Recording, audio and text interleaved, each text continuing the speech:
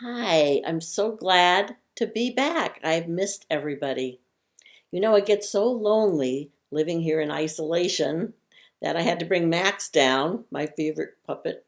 And he kind of tries to talk to me, but I have to just kind of read his mind because I really can't understand what he's trying to say. Well, the other day, Max and I were watching YouTube and we saw the most amazing thing. Let me show you just a little bit of it. Hi everyone, it's me, Pluto. Well, the two-legged world seems to be a little wackadoodle. Wow. Wasn't Pluto amazing and very, very smart? Well, today we're going to have a story, and it's about Jesus as a baby, but it's really about his mother, Mary. So let's listen to the story and then we'll talk about it when you come back.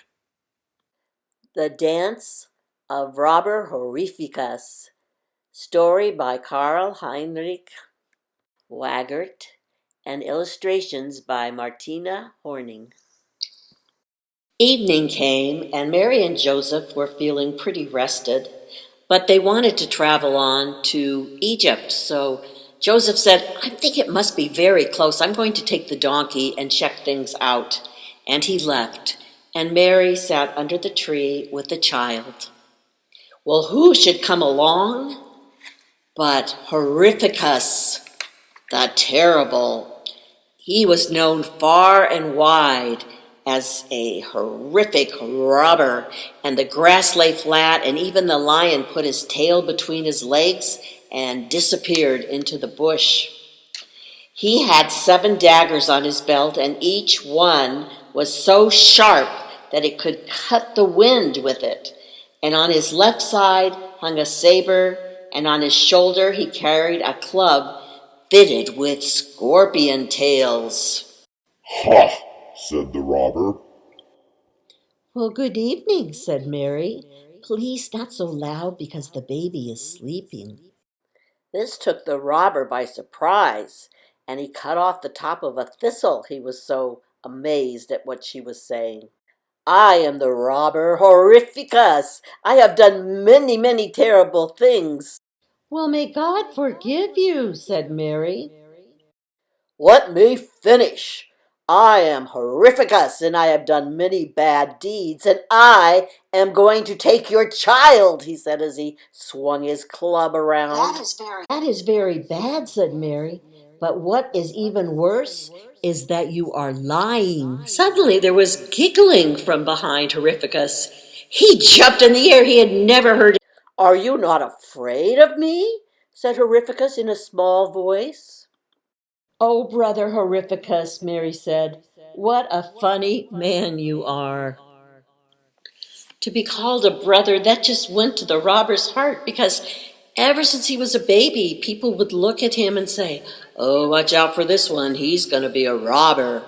And he had such a bad reputation that everywhere he went, people were terrified, and they would just throw down whatever they were carrying, and he could just pick them up and go on, because he'd never hurt anybody, and he wasn't really mean, but he had that reputation.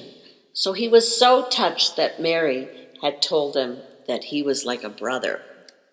He had finally found someone who wasn't afraid of him.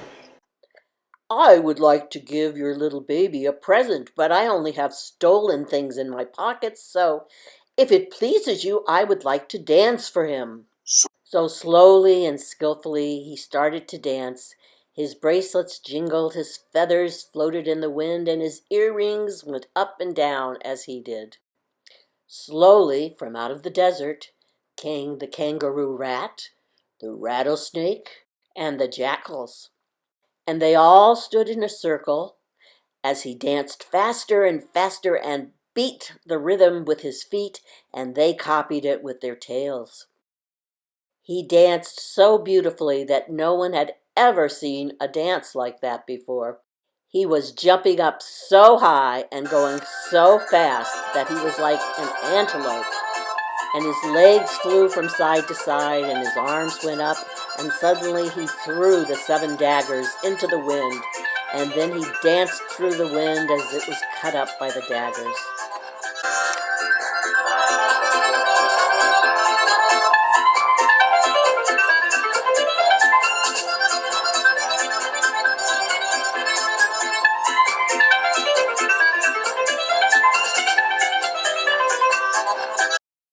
And like showers of rain, he fell down to the ground and slept so deeply that he didn't wake up for a long time. When he did wake up, Mary and Joseph were long gone, and he just looked around in amazement and got up and started walking away. And he couldn't believe that the animals and people were not afraid of him anymore.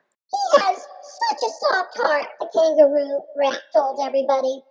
He danced for the little child, the rattlesnake. And so, Horrificus remained in the desert. He laid down his terrible name and his swords and became a loving friend to all. The end. Hi, wasn't that amazing and surprising? Because that robber seemed so scary. But Mary didn't see the bad in him. She saw all the way into his soul, and she knew he was good. And you know what? Then he became good because she believed in him. Well, in today's Bible story from Mark 1, Jesus goes and heals people. Jesus was a healer, and even his touch would heal people. And in Corinthians 9, Paul talks about becoming all things to all people so that he might share the gospel and its blessings. So after this story, I got a new glimpse of Mary, and I could see why what a wonderful mother she would be for the baby Jesus. And you know what? We can do what Mary did. It's not that hard. It's just words. We can make others feel valued by seeing the good in them and letting them know what we see. Words are so important, aren't they?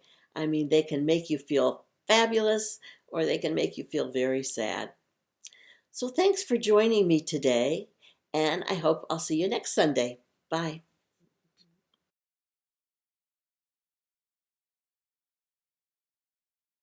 Mom's nerves, they were jumping around like a kangaroo convention yesterday. And then last night, the boss here in the Poutinvilles, he had a pressing conference because the virus is winning way too much here. So now our province, it's going into very tight lockdowns until February the 8th.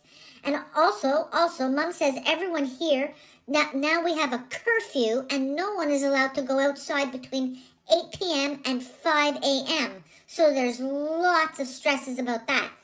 Anyway, that curfew, it probably won't affect Mom too much because she's mostly doing the Netflix napping by 8 p.m.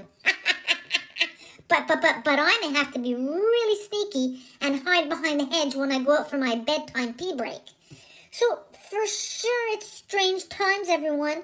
But for now, today, Mom, she said she's going to practice eating her own opinion because she says there's really enough of those going around right now. But if you ask me, those opinions that she says she's eating, well, they look an awful lot like those tasty Pizzelli cookie treats. I'm just saying. So today we're gonna quietly try to find a little spot of normal in our small part of the world because we really can't control the other parts, okay? It's for sure gonna be a good day for self-cares. And I think there's going to be more music instead of the 24/7s. So Mom, she's going to do some animal pictures because that quiets her nerves. And me, I'm going to do extra sniffing around the perimeter and check for squirrels. Then I'm going to definitely come inside and practice my snores.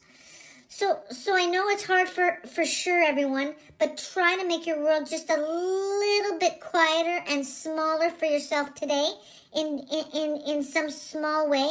And maybe you could also do some little thing to make someone else's world feel a little bit softer. So rise up and be kind. And bye everyone.